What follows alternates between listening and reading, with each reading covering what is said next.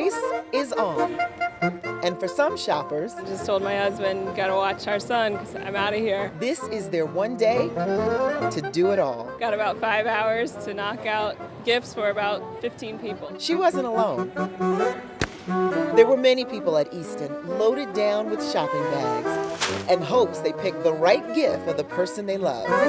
Inside Target at Lenox Town Center, Last eye on you right here. Okay. the last-minute rush was on. Would this be good? Yeah. For some, it was planned. We've been doing this ever since we've been married. My husband always on Christmas Eve, we go out and do our final shopping. And for others, it was to pick up one last item they forgot. We usually do it very early. We come out, one day and buy all the kids' stuff at once, and we did just kind of forget. Shopping on Christmas Eve is fun for some, but when you have a hard deadline, the pressure is on to get it done. I work full time and I have a 2-year-old, so this was the only day I had an opportunity to get out here. And in less than an hour, time is up. Most of the rest is family and they're understanding, right?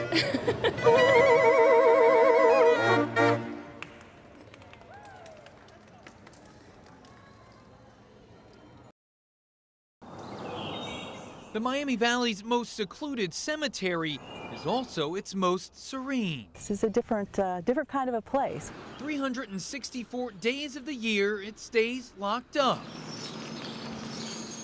But on Memorial Day, this resting place for the dead finally welcomes in the living. Dayton's Westmont Cemetery is owned by the city. It opened in 1944, but no one's been buried here since 2002. But it still gets visitors each year. I remember just like it was yesterday.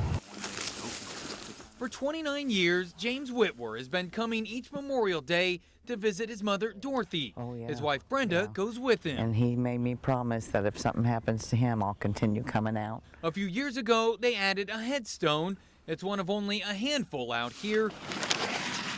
The other 2,650 graves can be found with a map and stones that mark each row. They actually measure the distance so they know where each grave is. Ben Callahan is here to visit his uncle, Chris Wheeler, who died in 1994. This is exactly what he likes. He's an outdoorsman. The cemetery is down a long lane and surrounded by trees. It was for those who couldn't afford a regular burial. Well, these people out here didn't do nothing wrong but to die poor, The city only opens it one day a year because of concerns over gunfire at the nearby police academy, a lack of people to maintain it, and worries about trespassing. We want the area to be left alone, lay in peace. Peace is what you can find in abundance here, a place where those who couldn't get a break in life can find one in death. It's perfect.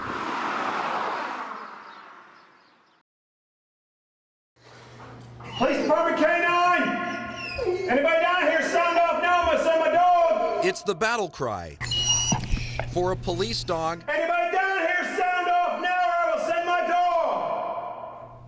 dog! To get ready to work.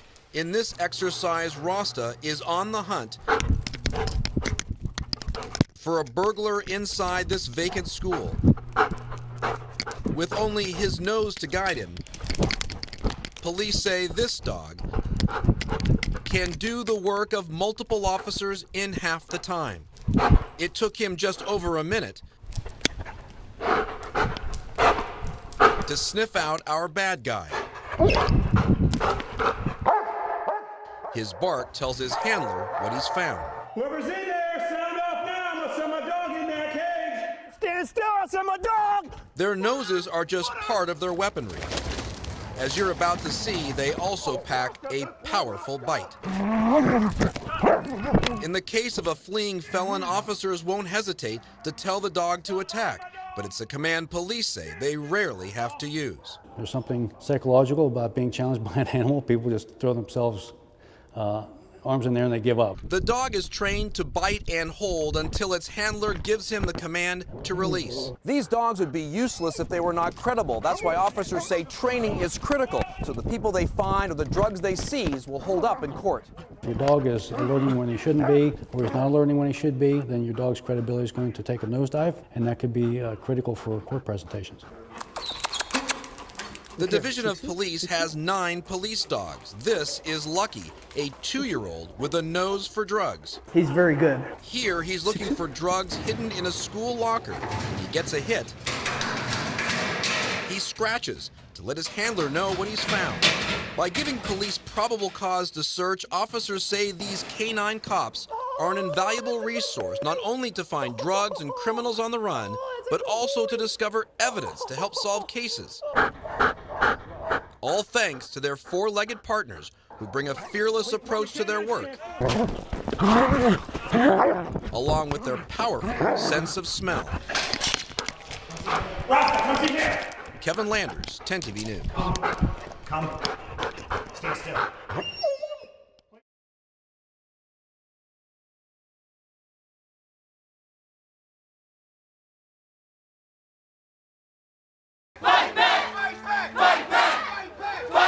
More than 100 demonstrators chant and protest outside of Cleveland's 1st District Police Headquarters Saturday morning, shutting down West 130th Street. Many of them also took their message inside the police station's lobby.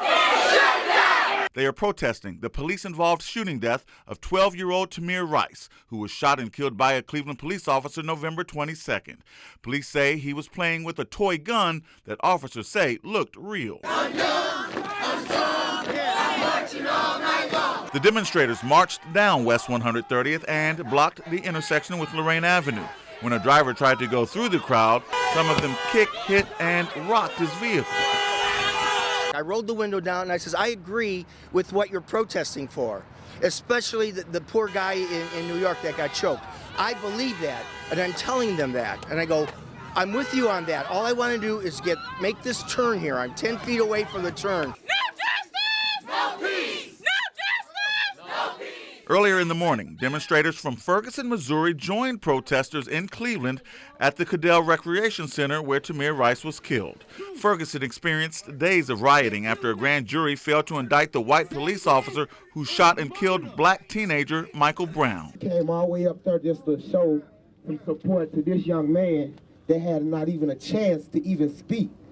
When they got out the car, they just shot that man. It ain't no reason why they killed him right here. They just outright murdered my grandson. That's right. They murdered him. That's right. We just want justice, and we just want peace. I'm his big brother. I'm 16, and I ain't want to see my brother on camera. That camera right there. Tell it. Get shot for no reason. A small group of demonstrators also protested in front of the 2nd Police District. They were met by a couple of counter-demonstrators. We're here to support law enforcement across the United States of America, to give our support for the men and women who protect and serve our country, that put their lives on the line every day to protect us. By the afternoon, demonstrators made their way to Steelyard Commons, where they forced Walmart to temporarily shut down as they protested out front. Every right to keep doing what you're doing, as long as you do it peacefully. Police Chief Calvin Williams personally spoke to protesters in front of the Walmart. I hope that you would come to the table with some real solutions on how we get through this.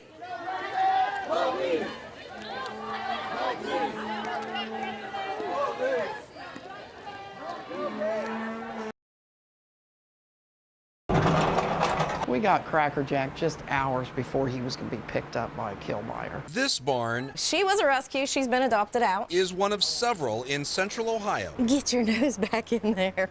Where abused horses get a second chance at life. They know they've been rescued. They know. Without places like this, come on in. Rescuers say these horses would probably be dead. And caring for them has pushed the Ohio SPCA deep into the red. We're looking at a $20,000 hay bill to feed everybody through the winter. This is a far cry. Hi, sweetheart. From how these horses used to live.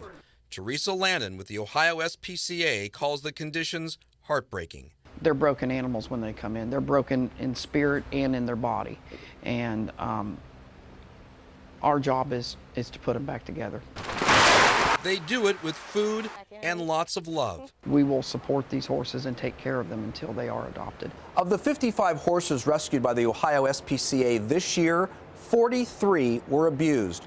Horses that were so malnourished you could actually see their ribs. Others with horrible skin conditions, and one who had been neglected for so long, his hoofs had curled. So those hooves had grown for several years. Landon believes her group is getting more calls about horse abuse because more people are aware of the problem. She says many of the neglect cases involve horse owners who ran out of money and are too scared to call for help. Regardless, she says it's no excuse for allowing these animals to waste away with no one to care for them. We're pushing for zero tolerance, because if you have tolerance of animal cruelty, you're not going to stop it. Do you want to hold her?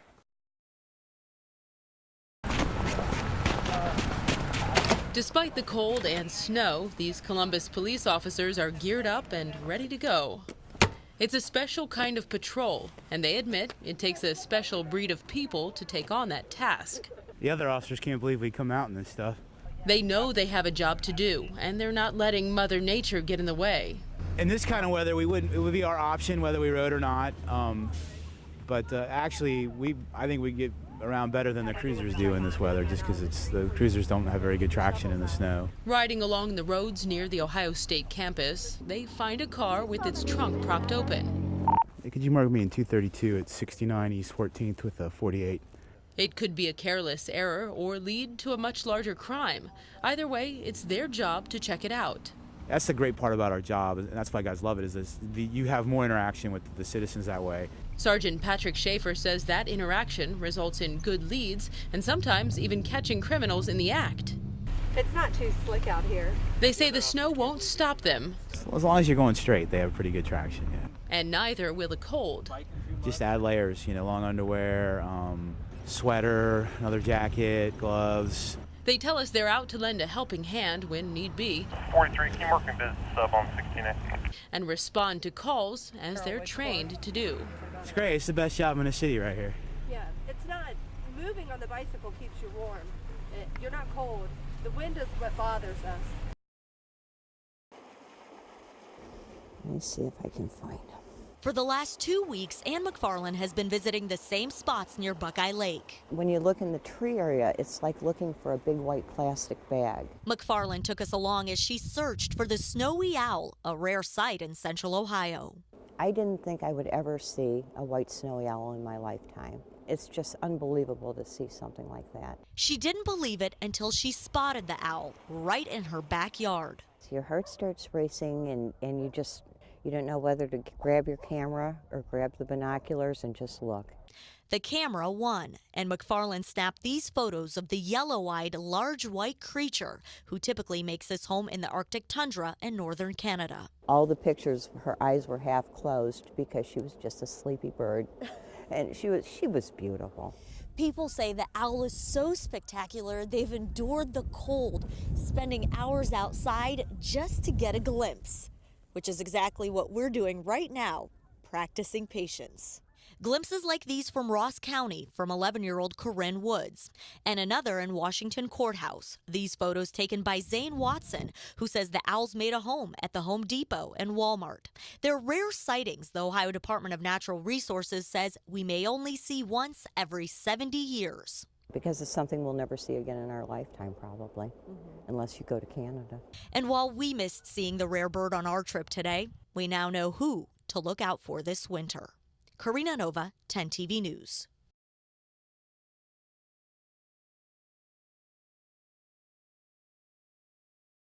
Do I think about him? Yeah, I wonder what he would look like, or would I be yelling at him about his girlfriends or, whatever. Lynette David's son Charlie would have turned 28 years old this year. He would have if a young man had thought twice about driving impaired. David says she witnessed that driver hit her little boy in the street. It was like nothing you ever could imagine. You don't want to go through that. I don't care who you are, even your enemy. You wouldn't want an enemy to experience that. But David has used her pain for good, publishing a book and speaking out against drunk driving. You don't always get to choose what happens to you, but you can always choose how you respond. I showed David statistics Columbus police have compiled since 2010. Those numbers show an increase in the number of drivers arrested with a blood alcohol concentration of at least 0.30, about 4 times the legal limit. It's ridiculous. To put in perspective how much you'd have to drink to get that drunk, I checked out a few blood alcohol content websites on my phone. They all said the same thing. For a guy about my size, around 165 pounds, I'd have to drink at least a dozen beers in a 2-hour period to hit a blood alcohol content of 0.30. That's a whole lot of alcohol. Sergeant Michael Smith is hoping this mobile BAC truck and the equipment inside will get people to think twice about drinking and driving. This one in my hand is a portable breath tester, which would aid an officer in making a decision whether or not to arrest a person. Sergeant Smith says it's frustrating to see drunk driving related deaths. Every one of these impaired driving deaths, they're preventable. Every single one of them, and all it requires is a little bit of pre-planning. A little pre-planning that could have saved little Charlie. The guy was drinking and driving. He killed him. He killed my son. And so he didn't have to do that, you know. We got to make better decisions.